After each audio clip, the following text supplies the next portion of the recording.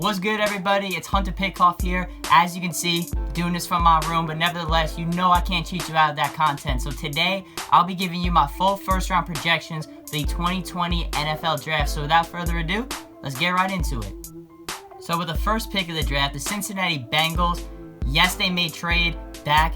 Yes, maybe they're interested in Justin Herbert, but at the end of the day, Joe Burrow is going to be the pick here, and rightfully so. The Cincinnati Bengals have desperately been looking for a true franchise quarterback for quite some time. Joe Burrow had one of the greatest seasons ever individually at LSU, and LSU also won the national championship. He's a winner. He's a guy who went from being a day 3 prospect to the number 1 overall pick potentially, and rightfully so. You can argue that maybe his stats were a little bit padded from the insanely stacked LSU offense, but nevertheless, Joe Burrow, rightfully so, will be the first overall pick to the Cincinnati Bengals. With the second overall pick, the Washington Redskins, yes, they maybe will draft a quarterback, maybe they look to trade down, but I'd be highly shocked of either of those options. That's why I believe Washington will take Chase Young, the edge rusher out of Ohio State. Regardless of position, he's the best player in this draft. It may not be the biggest need for Washington, but when you bring in a guy like Ron Rivera, who's a defensive-minded guy, he's going to want the best defensive player in the draft. Like I said before, the best overall player in the draft, and you can't go wrong with Chase Young here at number 2. So the Detroit Lions, they hold the 3rd overall pick in the draft. At least for now, I would not be shocked at all if they trade with a team like the Los Angeles Chargers and Miami Dolphins, who are desperately looking for a quarterback right now. But no mock draft, no trades in this mock draft, so I believe the Lions will draft Jeffrey Okudah, the cornerback from Ohio State. If you look at Matt Patricia and the Patriots' defenses over the last few years, Ty Law, Stephon Gilmore, even Darrelle Revis, they've always had a shutdown corner. Now, Matt Patricia may be on the hot seat in Detroit, but he's still there. It's a big need. They traded Darius Slay in the offseason. I think Jeffrey Okudah can come in right away and be that true lockdown corner that the Lions desperately need. While the New York Giants, yes, they definitely need to address the offensive line. It's been pretty bad over however many years. They got Daniel Jones there now. But Dave Gettleman always goes against the grain, and it's rumors that he's enamored with linebacker Isaiah Simmons, and I don't blame him. He's my man crush, if you will, of this NFL draft. So I believe the Giants will take Isaiah Simmons at 4. He can play linebacker, slot corner, safety. He can play wherever. He's a generational talent, in my opinion. Not really a true NFL comparison for him. I think David Gettleman will go against the grain here and take best player available and go Isaiah Simmons with the 4th overall pick in the draft. Now, this is where the draft gets really, really interesting, right? Because the Miami Dolphins, there's no question they're taking quarterback. The question is who, though? The rumors are that Justin Herbert is the favorite amongst the front office of Miami, but I don't know, man. I don't really think they're going to pass on Tua Tagovailoa if they have the chance to get him. I know the injuries are a huge concern, but there's such a big drop-off between Tua and the rest of the quarterbacks in this draft, in my opinion. Maybe he never plays 16 games, but I feel like the talent is just too much for Miami to pass on. That's believed that the Miami Dolphins will stick to their #tank for Tua plan and ultimately make him the selection at 5. Now, the popular opinion is that the Chargers are ultimately going to pick whoever the Dolphins don't pick. So in my mock draft, in theory, that'd be Justin Herbert, but I actually have the Chargers taking Jordan Love out of Utah State. That's the guy that they've quote-unquote love in this draft, sort of pun intended, not gonna lie, but nevertheless, Jordan Love may be the most dynamic arm in this draft. I'm not calling him the next Patrick Mahomes. He kind of fits that archetype, kind of a guy who comes from a smaller-ish kind of school. I believe give him a year to sit behind Tyrod Taylor, who's a true veteran, and I believe a year from now, if put in the right system, Jordan Love can be a very, very successful quarterback in this day and age in the NFL. So with the 7th overall pick, it's my Carolina Panthers. You already know what it is. There's rumors that they may trade Curtis Samuel. If he does get moved, that does open up the opportunity for the Panthers to take the best wide receiver in the draft at number 7. But Curtis Samuel's still on the Panthers, so I believe they will think defense here and go with Derek Brown out of Auburn. He may not be the best pass rusher on the interior, but he can have an Ndamukong Suh type of impact on the run, if you will, for the Carolina Panthers. Derek Brown is a guy that will fill a need for them. The Carolina Panthers are losing guys such as Dontari Poe, Vernon Butler, Mario Addison. They may even trade K'Wan Short as well in the near future. So Derek Brown, A, fills a need, and B, is a very, very good selection for the Carolina Panthers here. After acquiring DeAndre Hopkins in the offseason, I believe the Cardinals will not go wide receiver here, but rather take the best offensive lineman in this draft to make sure Kyler Murray isn't falling on his behind every single time he drops back in the pass. So I believe they'll take Mekhi Becton out of Louisville. A lot of people aren't really mocking this pick because the Cardinals may want to go with more of a natural right tackle. Becton's more of a left tackle, but either way, I think they can slide Humphries to the right side regardless. Mekhi Becton is the most physically gifted offensive lineman in this draft. He also was very successful with Lamar Jackson. Kyler Murray's that same type of dynamic athlete, and if Cliff Kingsbury's here for the long term and they're going to run that air raid attack, I believe Mekhi Becton is the most natural fit for Arizona here with the 8th pick. So 9th overall, Jacksonville will be picking their first of 2 first-round picks as it currently stands. Yes, I'm sure they want to help out Gardner Minshew, but I feel like it'd be really, really hard for Jacksonville to pass up on Javon Kinlaw, the defensive tackle from South Carolina with his 9th overall selection. He's, unlike Derek Brown, very, very good against the pass. He's a guy that can definitely get to the quarterback. I feel like he's been a little bit overlooked during this draft process, but he's done nothing but check all the boxes.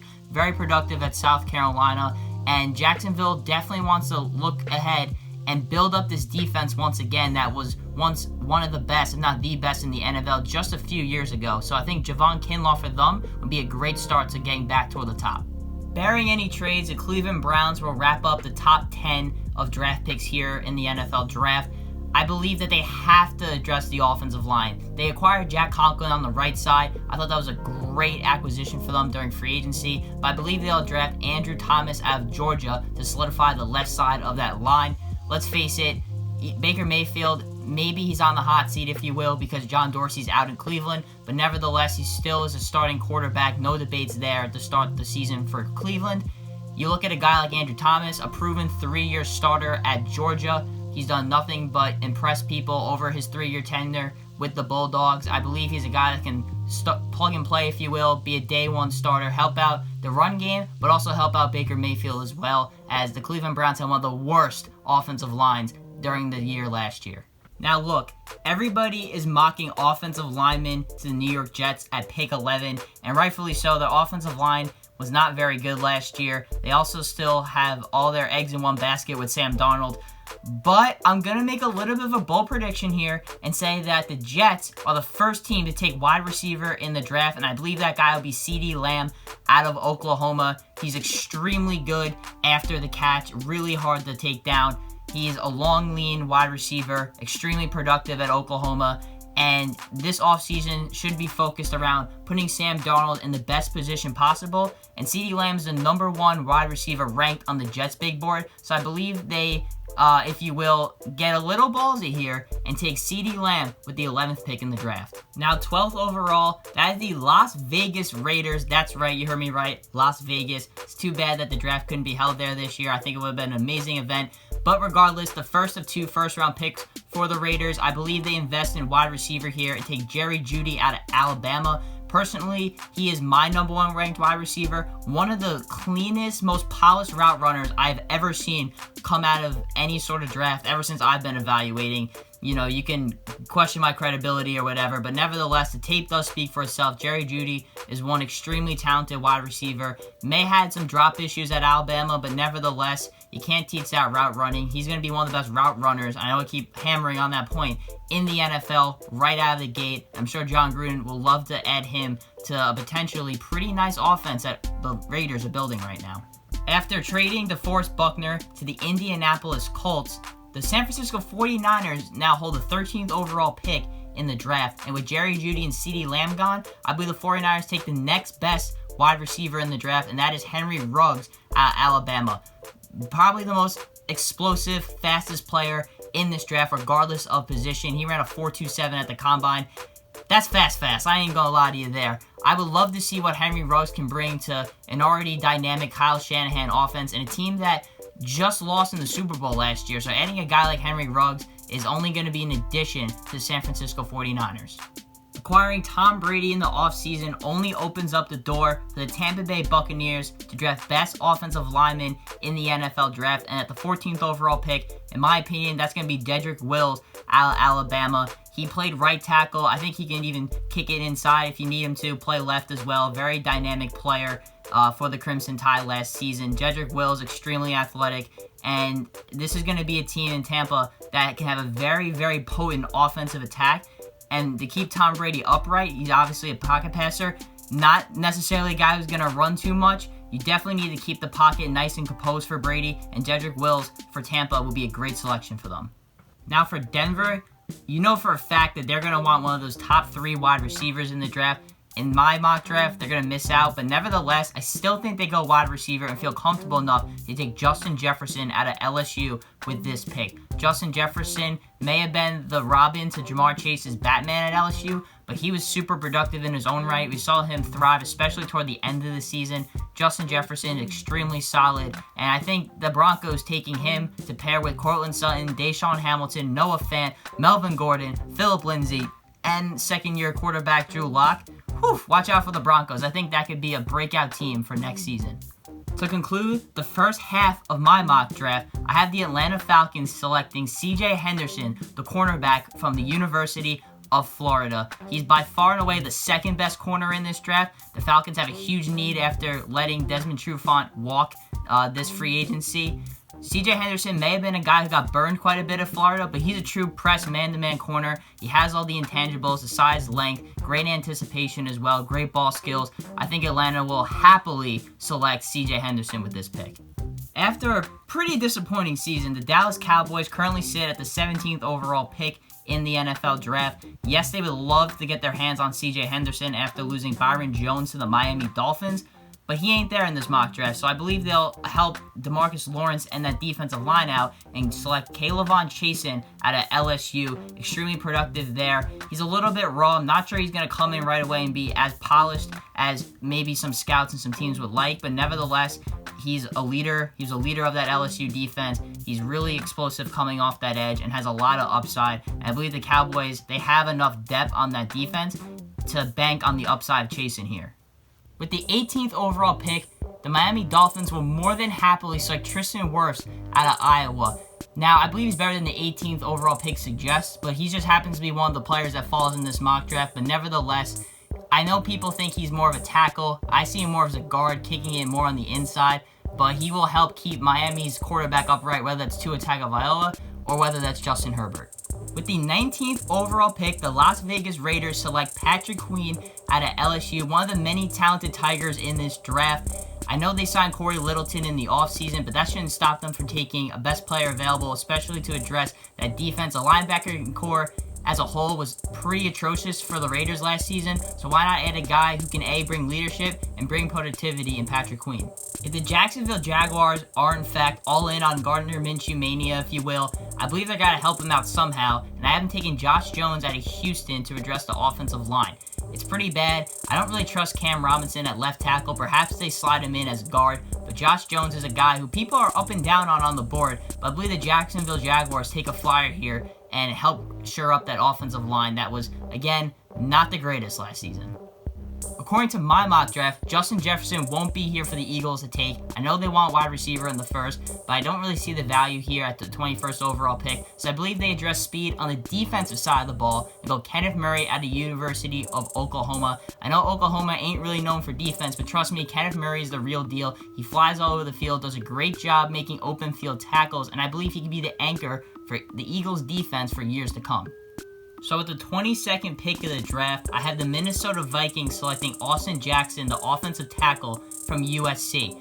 It looks like now that the Vikings are more than ever paving the way for Dalvin Cook to be the true focal point of this offense, so why not help him out, address the offensive line. They also invested more money into Kirk Cousins this offseason, so you want to make sure that that offense is running as smoothly as it possibly can.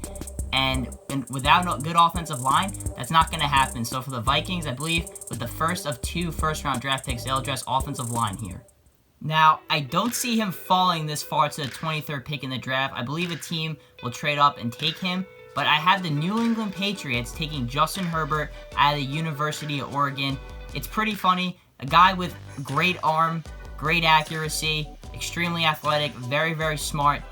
In theory, he should be the first overall pick, but there's a lot to be desired when watching Justin Herbert's tape. I always just feel like he can do more, but maybe bringing him into the New England Patriots, Bill Belichick, Josh McDaniels can bring the best out of Justin Herbert and maybe unleash that beast that we haven't seen yet. Now, trust me, I've tried. But there's not really one true weakness of the New Orleans Saints. So I believe with the 24th overall pick, they decided to go best player available, and on my board, that's Xavier McKinney out of Alabama. He can play slot corner, can play either safety position. I love watching his tape. He just plays so hard and he hits so hard. And I believe he fits the Saints defense perfectly, so why not take a flyer on McKinney here with the 24th pick in the draft? Now look, I'm not going to lie to you here. Xavier Rhodes definitely was a bit washed last season with the Vikings, and that's why they cut him. So I believe with the 25th overall pick in the draft, the Vikings go Jalen Johnson out of Utah.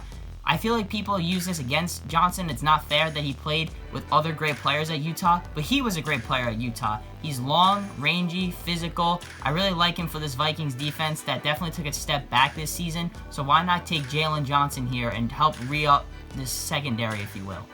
With the 26th overall pick in the draft, the Miami Dolphins used their third and final first-round pick on DeAndre Swift out of the University of Georgia, the first running back off my board. My opinion, by far the best running back in this draft. Just like his last name suggests, he is elusive, very hard to take to the ground, a true three-down running back that the Dolphins could use for their offense of the future. With questions about whether or not Jadeveon Clowney will return to the Seahawks, I believe the Seattle Seahawks will take Yetur Gross-Matos out of Penn State, the first Nittany Lion off the board here. Still has a lot of work to do, but the physical traits are there. He was very productive during his career at Penn State, and I believe the Seahawks will continue to build this defense that was surprisingly better than what people anticipated last year. While the Baltimore Ravens surely addressed a lot of their team needs during this offseason, why not add a guy like Zach Bond at the University of Wisconsin with the 28th pick in the draft? He's great against the pass, does a really good job getting to the quarterback. Also has the ability to drop back in coverage and play in the passing game as well. So for Baltimore, they'll definitely love that versatility on defense and take a guy who is definitely a true winner at Wisconsin. With the Tennessee Titans committing to Ryan Tannehill for the long term, definitely need to put him in position to succeed. So I have the Titans taking Brandon Ayuk out of Arizona State with the 29th pick in the draft. He's a true speedster. I think he pairs up very nicely with A.J. Brown and Jonnu Smith. The Tennessee Titans, of course, have a great defense, so if they can have their offense up to par with that and put Ryan Tannehill in the best situation possible, then perhaps the Tennessee Titans have another AFC Conference title run, or maybe can even get to the Super Bowl if they make the right pieces this offseason. With the Green Bay Packers going defensive heavy over the last couple first rounds that they've had, I believe they'll go offense here, particularly the wide receiver position, and take Denzel Mims out of Baylor. Yes, there's the argument that he maybe doesn't have the most advanced route tree, but we saw at the Senior Bowl and the Combine that he is capable of running more routes than suggested or asked of him to do at Baylor. He's one of my quote-unquote sleepers in this draft. I believe he's being a little bit overlooked in a stacked wide receiver class, but I would not be shocked at all if Aaron Rodgers could bring the best out of Denzel Mims. Obviously, no more DeForest Buckner in San Francisco, but with the 31st pick in the draft, the 49ers draft their defensive tackle of the future and Ross Blacklock out of TCU. He maybe doesn't have the same type of upside as Buckner, but nevertheless, I believe he can fit in very nicely to an already stacked San Francisco defense. And to wrap up this first round of this mock draft, I have the Kansas City Chiefs taking A.J. Terrell out of Clemson. Look, I know he was burnt toast in the national championship game against LSU, but with all those wide receivers there, I don't really particularly blame him. But if you look at his entirety of his season, he was great there at Clemson. He's a winner, and I believe with that length and ball anticipation that he has, he'll fit perfectly in the scheme that Kansas City runs. If you made it to the end of the video, congratulations. And if you didn't, I don't blame you. But that's going to wrap it up here for my mock draft. I appreciate everybody that tuned in. I'll try my best to keep bumping out content as we inch toward the NFL draft. If you have any questions or have any recommendations for what I should do next, be sure to hit me up. You know where to find me. So again, thank you for watching, and I'll see you all on the flip side. Thank you for watching our latest edition of Penn State Sports Night. If you're a fan of our content, please be sure to subscribe to our YouTube channel for more clips. Also follow us on Twitter at PSSN TV and on Instagram at PSU Sports Night to keep up with the action. For all my colleagues, we are Penn State Sports Night.